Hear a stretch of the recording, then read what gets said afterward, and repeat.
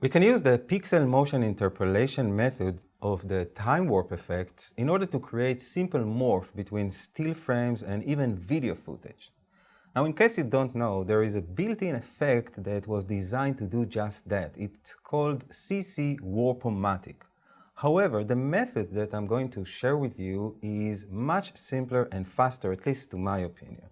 So we'll start by preparing the frames we want to morph between inside Photoshop, and then we hand them over to After Effects to create the morph animation, using, of course, the time warp effect.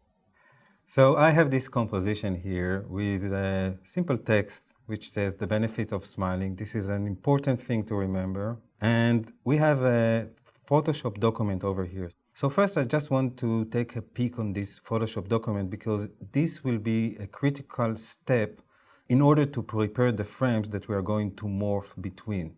I'm going to highlight it here in the timeline and press Command E on the Mac, Control E on the PC, and this will launch the editor, in this case Adobe Photoshop. I'm just going to show you that I've already set up 10 people who are smiling at the camera, and I just want to show you what I've already did. So I'm going to hold down Option or Alt and click on the eye switch in order to just solo the first guy. And then let's just turn on the eye for each of the other layers. Now note that I've already took the time and placed those people one on top of the other, keeping more or less the important ingredients of the face, meaning the eyes, the nose, and the mouth, as closely as possible one on top of the other. And I did it by selecting one of the layers and pressing 5, which will reduce the opacity to 50%, so I can match it more or less to the same area. Now it doesn't need to be pixel perfect, but this is an important step in order for the effect to look as convincing as possible. So I'm just going to turn on the eye for the rest of the layers. And also note that I've named the layers with the JPEG suffix. And this means that if you have access to the newest version of Photoshop, then you can use the Extract Assets command from the File menu. And it will look on your layer structure, and it will actually create files from you using the suffix that you've chosen. So for example, if you're going to say .png, it will create obviously a PNG file with transparency. In this case, we just need JPEG files, so this is going to do it automatically. All you have to do from this point is press on the Extract button and then point Photoshop to wherever you want to save it, and I highly recommend to also create a folder for it. Now, I've already done this for you, so if you have access to the exercise files, you can return to After Effects, and I've switched using Command Tab or Alt Tab on the PC. And then you can double-click in this gray area in the project in order to invoke the import dialog file.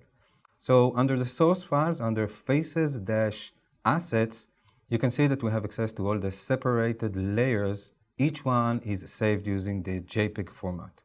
So I'm going to select one of them. It doesn't really matter which one. You can say 6, for example. The important stuff is that the JPEG sequence command is highlighted, and this will tell After Effects that this is actually a movie. So the movie will be 10 frames. It will start from number 1 until number 10. Let's do open. We can check it by double-clicking on this, and you can just see that we are getting 1 frame of each. Now, I'm going to hold down Alt or Option, depending on your operating system. And then while this layer is selected, I'm just going to drag and drop once again, keeping the Option or Alt key pressed, and it will replace the original Photoshop file with the new version, which is animated, the one that I just imported. And now I want to add the time warp effect in order to create morph between those still frames.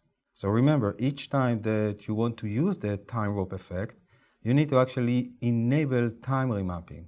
I'm going to do it using a keyboard shortcut command, which is Command Option T or Control Alt T of the PC.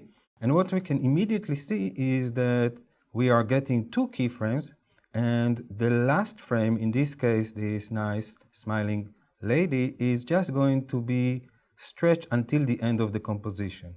But nothing is being changed yet. The change will occur using the time warp effect. So I'm going to double click on the time warp effect. I have it open since I've used it in the previous movie. It's under the time category. And this time I'm going to use the source frame method. I'm going to leave it in these pixel motion options. And once again, let's just collapse those just so they won't be in our way. The next step is a little bit tedious, so I'll try to do it as fast as I can. You need to actually create keyframes for each one of the frames.